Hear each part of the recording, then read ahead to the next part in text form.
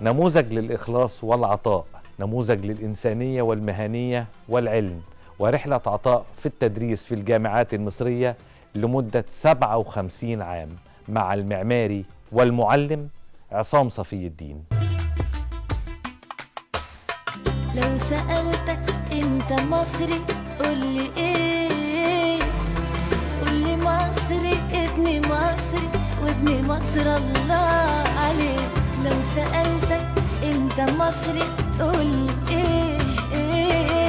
تقولي مصري ابن مصري وابن مصر الله عليه. قولها بأعلى صوت وارفع راسك لفوق. قولها بأعلى صوت وارفع راسك لفوق. أنا مصري وأبويا مصري بسماري ولوني مصري. أنا مصري وأبويا مصري وبخفة دمي مصري. وكل مصر الله عليه. وكل مصر الله عليه. وكل مصر الله عليه. لقاءنا اليوم أعزائي المشاهدين مع قامة معمارية كبيرة جدا لها عطاء إنساني ومهني وأكاديمي كبير. نلتقي مع المعماري المعلم عصام صفي الدين. احنا سعداء بوجود حضرتك معانا، ويعني سعداء أن نبدأ هذه الحلقة مع مسيرة نجاح لمعماري عظيم زي حضرتك، معلم للأجيال. اهلا بيكم، ودي سعاده كبيره ليا وترجع لي ذكريات كتير من ساعه ما كان المبنى ده لسه ارض وبيبتدي عليها البناء. أهلا بحضرتك، وإحنا بنتكلم على تاريخ من العطاء الإنساني في المجال المهني والمجال الأكاديمي وعشق العمارة. هنحاول كده ناخد أهم المحطات في حياة حضرتك وعشقك الكبير للعمارة وعطائك الإنساني الكبير. نبدأ، وكانت البداية إزاي؟ اولا ارجو من الله ان يتقبل حديثي على انه تحفيز لكل احفادي من الشباب الدارسين في ان هم يدوروا على القدوه ويصبروا ويمارسوا الاراده عشان يصلوا الى شيء نافع. بدايه تعلقي بالعماره هي الموهبه الالهيه من الله سبحانه وتعالى، ثم العماره اللي كان بيعملها والدي، ثم المعماري سيد كريم لما عمل لوالدي المشروع الابتدائي، ثم البير خوري اللي خد التصميم وطوره الى ما هي عليه. فده بدايه التعلق اني عايز اكون زي دول. من هنا ابتدى توجهي اخد اهتمام اكتر. البيت، الرسم، البلكونه، الشباك، الباب يفتح ازاي. شويه بشويه عند سن ال 12 13 خلاص انا عايز اكون معماري. دخلت قسم العماره اللي كان نفسي فيه من سن 13. هنا استكشفت نفسي بقى. بدأت الطاقات تتفجر. ولقيت بقى الفنون داخله مع العماره على يمنا، يعني فنون مع العماره مع التذوق مع اساتذه عظماء. صحيح. اهمهم بالنسبه لي رمسيس ويصا واصف وحسن فتحي، طبعا. ومعاهم احمد الحسين مصطفى. بس احمد الحسين مصطفى الحبكه المعماريه. رمسيس وحسن توجهات المحليه وما سرت فيه بعد كده من دعوه للانتمائيه في العماره. يعني كان الأساس أو في التأثير على حضرتك في التوجه المعماري حسن فتحي والمعماري رمسيس ويصا واصف في الفكر الفلسفي اللي أنا بدعو إليه. لكن الحبكة المعمارية أحمد الحسين مصطفى وباقي الأساتذة بقى. بس عشان هم دول اللي قابلتهم وقتها، والمرسم بتاعنا كان حسن فتحي ورمسيس ويصا واصف والحسيني. فهي دي البدايات لإني أخد الاتجاهات اللي مشيت فيها. استمريت حضرتك في التعامل مع أساتذتك وتأثرت بيهم حتى في النواحي المعمارية؟ طول ما أنا طالب أغلب الأساتذة مش دول بس، دايما بروح لهم البيت، هم بيتقبلوا إن أروح وأوريهم شغلي ويكلموني، وأقعد مع رمسيس مثلا بالثلاث أربع ساعات. حسن فتحي أقعد معاه بالثلاث أربع ساعات. والحسيني طلبني اني اشتغل في مكتبه، فدي اكسبتني خبره كتير قوي عنده. من الجميل جدا ان يكون المعماري مثقف ايضا ومطلع كمان على المدارس الفكريه المختلفه. من الاشخاص الملهمه في حياه حضرتك ايضا، واحنا بنقرا السيره الذاتيه بتاعت حضرتك، العظيم المصري الوطني الكبير والجغرافي الكبير الدكتور جمال حمدان. ومين ما يقراش لجمال حمدان، ومين ما تعلمش من جمال حمدان؟ عندما نتحدث عن شخصية مصر وعظمة مصر لازم نرجع لكتابات الدكتور جمال حمدان. كان في تأثر أيضا بشخصية ثقافية كبيرة جدا وفكرية، وعباس العقاد. الحكاية هبدأها من كلمة إنه المعماري يبقى مثقف. طبعاً. العبارة أولا فن يستند إلى علوم إنسانية وعلوم طبيعية، لكن معاه لازم شمولية المعرفة، لازم تذوق للفنون، لازم تكامل المعرفة دي عشان تصب في التخصص يبقى الإنسان حس بهذا وذاك فده دفع عندي اتجاهات أخرى ما هياش بس اللي بناخده في الكلية. ودفعني بحبي للقراية أصلا من صغري، أو الاطلاع أو الرسم، مجموعة هوايات، إلى أني أزداد قربا من السمو لرسالة العمارة. من ضمنها اهتماماتي بثقافات أخرى ممثلة في عمالقة. فجمال حمدان أنا ما قابلتوش خالص، لكن أول ما قريت له كتاب صغير كده، المقدمة اللي كاتبها عن القاهرة اللي مترجمها يحيى حقي عن الكاتب ديزموند ستيوارت، رحت بعت له جواب بعد ما عرفت عنوانه، رد عليا، وده أنا معلقه عندي في بيت المعمار. ده بداية تبادل التفكير بيني وبينه، ومدح فيا هذا التوجه. عباس العقاد لأنه والدي اللي نبهني إلى ده، فبقيت أقرأ حاجات من الكتب اللي بيجيبها والدي عن العقاد لغاية ما قابلته مرة في المكتبة اللي في شارع عماد الدين. يعني نظرتي إليه بشموكه ده، بس هو ما بيكلمش حد ولا قاعد بيقلب في كتب. الثقافة الفكرية لعباس العقاد أفادتني في اتجاهات كتير، لكن الثقافة اللي خدتها من جمال حمدان التوغل في أشياء كتير بنظرة محدش قدر يسبقه إليها. صحيح. تفسيرية للواقع وللماضي وللمستقبل. صحيح. وأدوار كل حاجة من دي لمصر إيه في الثلاث اتجاهات. لسه عندنا كلام كتير جدا هنقوله مع رحلة حضرتك، سيرة ومسيرة مشرفة، ولكن اسمح لنا هنطلع لتقرير أعزائي المشاهدين نسأل ولاد بلدنا الطيبين عن أهمية القدوة في حياتنا، إن يكون عندنا قدوة تكون أمامنا نبراس للنجاح. ثم نعود لنستكمل حوارنا المهم جدا مع المعماري المعلم عصام صفي الدين.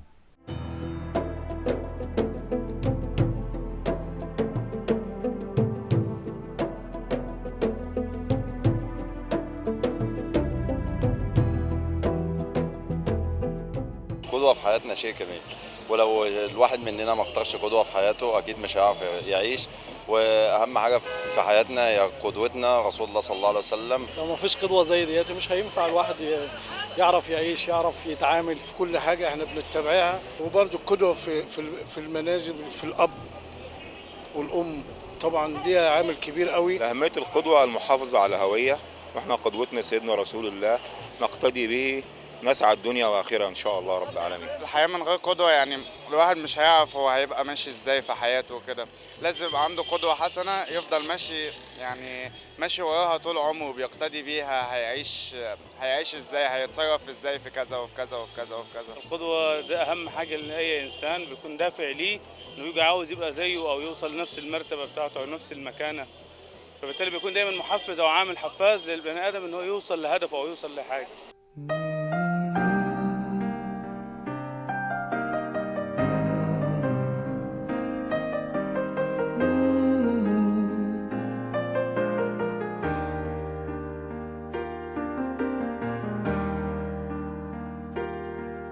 اليوم والأمس وبكرة في عيونكم كانت فكرة، شايلين في القلب الذكرى، باين في عنينا الشوق.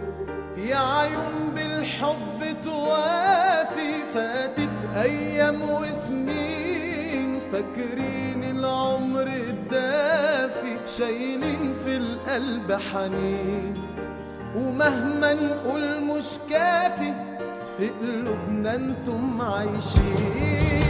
اليوم والأمس وبكرة في عيونكم كانت فكرة، شايلين في القلب الذكرى، باين في عنينا الشوق. يا عيون بالحب توافي، فاتت أيام وسنين، فاكرين العمر الدافي، شايلين في القلب حنين.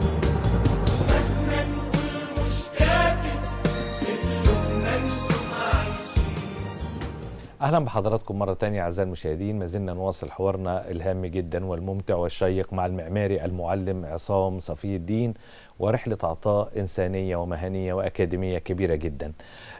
برجع مع حضرتك تاني بعد التخرج والانطلاق للحياة العملية. حضرتك اهتميت بتنفيذ النماذج المجسمة من ضمن الأشياء المميزة في حياتك المهنية. موضوع النماذج المجسمة ده بدأ معايا كهواية من الصغر قبل ما أخش الكلية، لكن ابتداء من إعدادي في الكلية الأساتذة استكشفوا هذه الهواية فابتدوا يكلفوني بنماذج. ما فيش معرض من المعارض الدولية مشتركة في مصر إلا لما بقى أكلف بنماذج لمشروعات أمثلة للنماذج دي يا فندم؟ السد العالي، نماذج الآثار المصرية القديمة، نماذج الآثار الإسلامية ومنها اللي اتعرض في مهرجان العالم الإسلامي سنة 76. وده دخلني إلى مجالات أخرى للمتاحف، وسائل العرض المتحفي برضو بالنماذج، ودخلني إلى الخدع السينمائية من خلال علي مهيب وحسام مهيب، وكنت بشتغل هنا في الرسوم المتحركة معاهم، كنت أنا اللي بنفذ كل المجسمات. كمان حضرتك لك تجربة واهتمام بالسينما المصرية مع يوسف شاهين. يوسف شاهين ذكريات أول ما عرفته سنة 86 87، عرفته من خلال أحمد أدري الله يرحمه اللي كان رئيس هيئة الآثار، عرفني بيه وبدردش وبدردش، فطلع النوتة اللي في جيبي اللي عادة من سن 11 معايا نوتة بسجل فيها ملاحظاتي وسكتشاتي. قال لي الله أنت عامل زيي، أنا كذا وكذا، بس أنا أحيانا أسجل خاطرة أبقى عايز أحققها سينمائيا، وأحيانا أصادف شيء أبقى عايز أعمل سيناريو يخص المكان ده. أنا بالنسبة لي بعضها تسجيل ورصد معماري للي أنا شايفه من عمارة محلية وشعبية وعمارة المدن القديمة والأحياء الحديثة، بالإضافة إلى اهتمامي عموما بالسينما، سينما الجادة اللي لها أهداف حتى لو كان فيها كم من التسلية، لأنه الشاشة سواء تلفزيون أو سينما مؤثرة على المشاهد في رفع الذوق أو في الهبوط به، في الإحساس بتكامل المكان مع الأشخاص في الحركة اللي تسمى الدراما أو فن الحكي. وكنت عملت مادة علمية عشان أدرسها في كلية التربية الفنية أيام العميد الله يرحمه فؤاد كامل، إيه تأثير المشهد في الشاشة على المتلقي، فكنت بجهزها حاجات للتلفزيون وحاجات للسينما. عشان كده بنقول على حضرتك يعني فنان ومعماري شامل. لا مش للدرجة دي يعني، هو أنا مجتهد، بس أنا مجتهد يعني وربنا اللي فتح لي مسيرة وحب للتدريس والعطاء. يعني في كل لحظة أعتقد يعني 57 عام من العطاء في مجال التدريس. ما فيش كلية فنية إلا لو حضرتك ليك بصمة فيها. كلية الهندسة، قسم العمارة، أقسام الفنون، حضرتك ليك بصمة كبيرة جدا على مستوى الجامعات المصرية كلها، بالإضافة لمحاضرات وورش عمل حتى الآن عندما تدعى لإحدى الجامعات، حتى الجامعات في الأقاليم حضرتك تلبي الدعوة وبتعتبرها زكاة علم. هو أنا استكشفت في نفسي قدرة على نقل المعلومة، ربنا برضه أودعها فيا زي باقي المواهب الحمد لله. فكان دي من ضمن الحاجات اللي اكتشفها فيا بعض الأساتذة، فطلبوني للانتداب. ابتدت بقسم الديكور في المعهد العالي للفنون المسرحية، وبعدها بقى ابتدى يبقى هندسة شبرا والفنون الجميلة والفنون التطبيقية ومعهد السينما ومعهد الفنون الشعبية وهندسة الأزهر وكلية الآثار ومعهد السياحة والفنادق. 57 عام من الانتداب كأستاذ محاضر في مختلف جامعات مصر بفضل من الله. يعني حضرتك عند افتتاح كلية الفنون الجميلة أتذكر في جامعة المنيا حضرتك أيضا ذهبت مع افتتاحها ومؤسسها الدكتور أحمد نوار. أيوة. في بداية افتتاح هذه الكلية في المنيا. أيوة. أيضا حضرتك عندما تدعى زي كلية الفنون التطبيقية في جامعة بنها، في أي جامعة إقليمية حضرتك بتلبي النداء. أنا بحب ألبي النداء أولا لثقة الناس، حسنا للظن بي، هو أكبر من اللي أنا عليه بيني وبين نفسي يعني، إنما بلاقيها فرصة إنه ربنا باعت لي علم لازم أوزعه، لازم أنشره. صحيح. مش ممكن كتمان العلم، فبلاقي غيره. وبعدين بعتبر إن اللي أنا بقوله هو نصيب الطالب جه على لساني من ربنا. فبالنسبة لي عشق التدريس، عشق زي ممارسة باقي الهوايات المحببة إلى نفسي. لمعلمي الغالي مربي الأجيال وصانع الأفكار، ينير لنا الطريق ويسعد الجميع. هو الأب والأم، هو من علمنا وأسعدنا وتعب من أجلنا. ألف شكرا لك أيا معلمي، تعلمنا منك الكثير، علمتنا الأخلاق وزرعت في نفوسنا الخير، شجعتنا وحققت أحلامنا. معلمي أيا فخرا به ارتقينا، أيا مجدا به سمونا، بك نفخر بك نرتقي، ما توفي بك العبارات ولا حتى التحيات. دعوت الله أن يحفظك، كنت أنت سندا لطلابك وتسير دوما خلفهم. صنعت في نفوسنا البسمة وتركت أحلى بصمة، حملت الخير وأسعدت الكثير. شكرا وألف شكرا لك أيا معلمي. حضرتك حبيت توثق برضو حبك للمعمار من خلال تأسيس بيت المعمار المصري اللي انتقل للإشراف عليه طبعا هو تحت إشراف وزارة الثقافة من خلال صندوق التنمية الثقافية. ايه موضوع بيت المعمار المصري وحضرتك عاوز تقول ايه من خلال هذا المكان الرائع الجميل؟ بيت المعمار المصري ده له حدوته بقى من صحيح 40 سنة. كان نفسي ان انا اعمل حاجة تجمع الخطيات اليدوية بتاعتي والماكيتات اللي بتوثق للعمارة في مصر. لكن لما فاروق حسني ربنا يمسيه بالخير ألح عليا في ان انا اعمل معرض، اجلت لغايه ما اتعمل لي معرض سيرتي الذاتيه سنه 2009 في الاوبرا، واخد الدورين وفي رمز لكل خبراتي. خطرت لي فكره بيت المعمار، عرضتها على فاروق حسني، وافق على الفور وخصص بيت علي افندي لبيب اثر اسلامي رقم 497 وتحت المسمى اللي انا سميته بيت المعمار المصري. طب ايه الهدف منه؟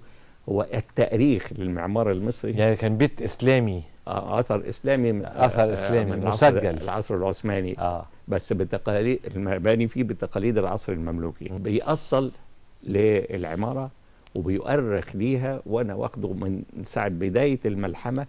وبعدين العمارة الشعبية في مصر اللي هي أساس كل الطرز اللي جت بعد كده ومنتمية إلى بيئتها، معبرة عن ثقافة البيئة وثقافة السكان من قبل تأسيس الدولة المصرية. بأرخ بقى لعمارة مصر في عصر مصر القديمة، ثم البطلمية، ثم المسيحية، ثم ده كله موجود في بيت المعمار، كله أوضة موثق. عملت خطة تتابع المشاهد لغايه الشقتين اللي فوق بقى شقه متحف لرمسيس ويصا واصف، شقه اللي كان ساكن فيها حسن فتحي، متحف لحسن فتحي في حدود المكان. واصبح دلوقتي في ندوات وورش تدريب واللي بتديره دكتوره هبه صفي الدين بنتي، من غير ما انا اختارها، الوزاره هي اللي اختارتها والحمد لله وربنا يقدرها على زي ما بيقولوا ابن الوز عوام، فاكيد هي واخده برضو يعني بعض السمات من حضرتك. هي نسبيا انا عملت الاعداد والرعايه، لكن الباقي كله ربنا هو صاحب الفضل في ان هي تستمر، بدليل انها ما كررتش شخصيتي،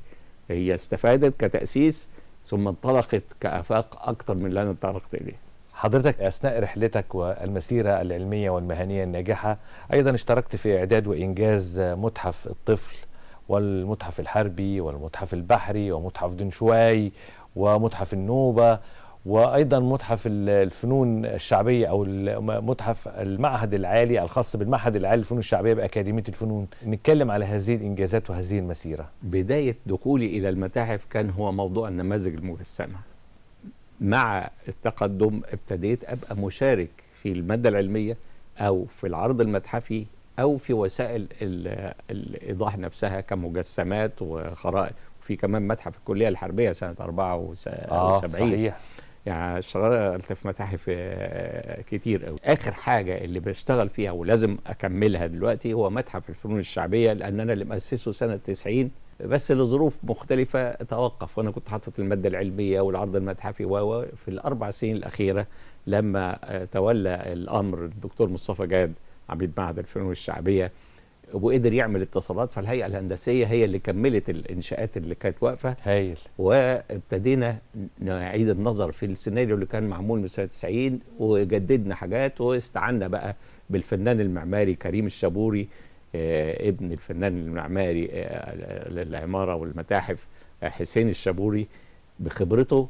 فالمتحف اتفتح في 20 ديسمبر السنة اللي فاتت، في مقتنيات جميلة جدا وفي حاجات جميلة قوي. صحيح. وفوجئت يوميها انه مخصصين قاعة باسمي، قاعة المعماري المعلم عصام صفي الدين. فكل الحاجات اللي هي فيها دراساتي عن العمارة الشعبية بأنماطها الخمسة موجودة في هذا المكان. بجمعها وبكمل عليها، بحيث انه ان شاء الله على ديسمبر اللي جاي تعمل لها افتتاح خاص بيها. لكن بمشيئة الله قبلها هيبقى في معرض في الهناجر عن كل الشغل ده، وسيرتي الذاتية للمرة الرابعة بعد المعرض الأول اللي كان في 2009، أنه حصل عدة معارض ليا من 2009 لغاية دلوقتي. وأعتقد أن ده أكبر تخليد لمثقف أو معماري، أن تكون له قاعة في أكاديمية الفنون مخصصة باسمه، وده قلما أنه يعني يحدث إلا لمن أعطوا وما زالوا يعطوا حتى يعني آخر لحظة من العمر في تعليم أجيال جديدة وفي إعطاء قدوة لأجيال جديدة. والله الحقيقة أنا بعتبر وأرجو أن يكون هذا الاعتبار حقيقة، النص القرآني لهم البشرى في الحياة الدنيا وفي الآخرة، أنه ده غالبا تحفيز وعلامات أن ربنا بيقول لي استمر. صحيح. ده أنت مسخر له، ده منوط بيك أنك تعمله، فبندفع إليها. وبسعيد جدا أن أنا بعمل هذا التأسيس اللي فرصته جات لي وما جاتش لآخرين. صحيح. والحمد لله الذي فضلنا على كثير من عباده المؤمنين. من الجميل أيضا والمميز في شخصية حضرتك أن في أثناء محاضراتك اللي امتدت عبر سنوات طويلة وربنا يدي لك العمر، تحرص على أن تكون المحاضرة باللغة العربية. ودي سمة مميزة عند حضرتك.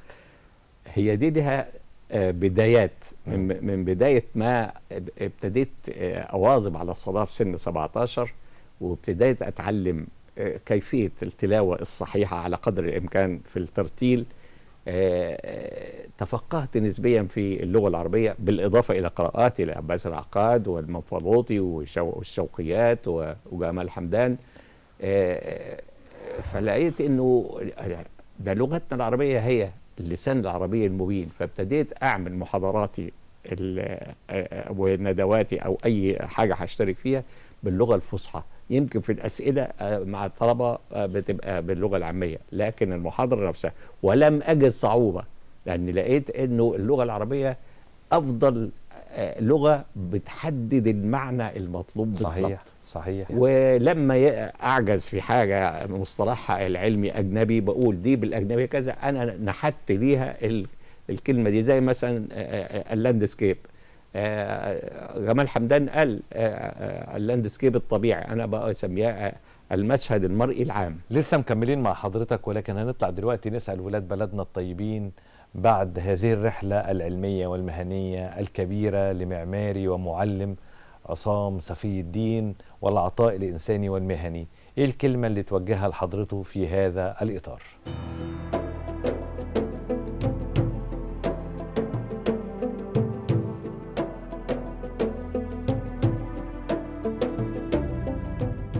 احنا الأول بنبارك له على الجائزة اللي حصل عليها في سنة 22، وده فخر لكل المصريين، واحنا مبسوطين ان احنا عندنا كوادر زي الدكتور عصام كده ان شاء الله بالمطعم يطلع لنا برضو طلبه كويسين متفوقين نقدر من خلالهم ننهض بالتعليم في مصر. احنا فخورين بمشوار حضرتك التعليمي، والف الف مبروك على الجائزه بتاعت حضرتك. نحب نشكره على ان هو يعمل لنا طلبه يطلعوا برضو ناجحين في المجال دوت ومزيد من التقدم والازدهار، وبنشكره على الخدمه اللي هو عملها لمصر والبلد وكل اللي هو قدمه دوت في مدير ال 50 سنه اللي فاتوا. دكتور عصام صفي الدين، دكتور العماره الجميل المحترم اللي تاريخه طويل حلو جميل قوي، حسب ما قريت شوية عنه قليلة كده، بس بهنيه وبشكره على تاريخه الجميل ده، ويا ريت الدكاترة الموجودين يحظوا حظوه. احنا بنتبهرين بيه يعني، واحنا مصريين فخورين بيه. طبعا احنا بنشكر الدكتور عصام صفي الدين على انجازاته وعلى مسيرته العلمية اللي افاد بيها المجتمع، خاصة في مجال العمارة والمتاحف. بلدي احببتك يا بلدي حبا في الله وللأبد، بلدي أحببتك يا بلدي حبا في الله وللأبد. ما زلنا مع حضراتكم ورحلة المعماري المعلم عصام صفي الدين. مسيرة علمية ومهنية طويلة لسنوات عديدة، حضرتك حزت فيها على تكريمات وجوائز كثيرة جدا، نذكر بعضها يعني حضرتك تتذكر بعضها، خاصة ان كل الجامعات المصرية تقريبا حضرتك زرتها وساهمت فيها بمحاضراتك القيمة، واخذت تكريمات من كثير من المحافل العلمية، كما ان حضرتك رشحت مرتين لجائزة النيل وهي ارفع جائزة مصرية. والله ما فيش ولا جائزة من هذه الجوائز أو القلادات أو شهادات الشكر والثناء أو الميداليات سعيت إليها، ربنا اللي يسرها ليا. ولما عدتها من عدة أشهر طلع إن عددها تقريبا هو عدد سني اللي هو 82 سنة دلوقتي. بسم الله ما شاء الله. مش عارف يعني أشكر ربنا إزاي. هل هو محاولتي للإخلاص، محاولتي للإتقان، محاولتي للتقرب إليه، بلاقي الحاجات دي. ولعل يعني الأبناء والأحفاد ينتبهوا إلى إنه اعمل اللي عليك، صحيح، هتلاقي كل ده جه. أما حكاية بقى اللي يشغلني حاليا هو إني أستكمل القاعة اللي باسمي في متحف الفنون الشعبية، وأوضة صغيرة إن شاء الله في متحف رموز ورواد الفن في مصر، والمعماري الوحيد اللي هتبقى معمولة له، والمعرض اللي بجهز له عشان يبقى في نوفمبر في الهناجر. واحنا يعني في الدقائق الأخيرة من البرنامج بنقول في حياة كل منا أشخاص بتكون ملهمة. يمكن احنا ذكرنا بعض الشخصيات الملهمة في حياة حضرتك في التكوين الفكري والتكوين الفني، زي المعماري العظيم حسن فتحي والمعماري الكبير رمسيس وصواصف، على المستوى الفكري الدكتور جمال حمدان وعباس محمود العقاد. لكن على المستوى الإنساني مين الأشخاص الملهمة لحضرتك على المستوى الإنساني؟ وأيضا مين من تلامذة حضرتك اللي انت بتقول انه يعني بيقرب ويمشي على المنوال ده أو خد من حضرتك؟ في المعرض الأولاني ليا 2009 آخر لوحة عملت حصر تقريبي للي جم على ذاكرتي من أصحاب الفضل علي عبر مسيرتي، كانوا أكثر من حاجة و60. بسم الله ما هم شاء الله. ازدادوا، وبعض منهم ومتذكرهم حضرتك، متذكرهم ومكتوبين، واللوحة دي متعلقة عندي في أوضة المكتب في بيت المعمار، لأنه الإنسان لازم يتذكر مين أصحاب الفضل عليه. صحيح صحيح. ولازم كل واحد يدور على أصحاب الفضل عليه ويترحم عليهم إذا كانوا. أنت حضرتك كاتبهم في لوحة؟ كاتبهم على لوحة. ده توثيق. طبعا هايل. بس ما هماش كلهم في مجال العمارة طبعا، بعضهم في السلوكيات، بعضهم في الدين، بعضهم في اللغة، بعضهم ما قابلتهمش لكن قريت لهم أو سمعت عنهم أو اتبعت مسارهم وصلوا كده ازاي. بعضهم في الفن، بعضهم في الفكر، بعضهم في السينما، بعضهم في المغنى وفي الموسيقى، لأن أنا برضو كنت في وقت من الأوقات مهتم بالموسيقى، وكنت عضو منتسب في معهد الموسيقى العربية سنة 61، وقابلت عظماء من صالح عبد الحي بسم الله ما شاء الله. حضرتك متعدد المواهب.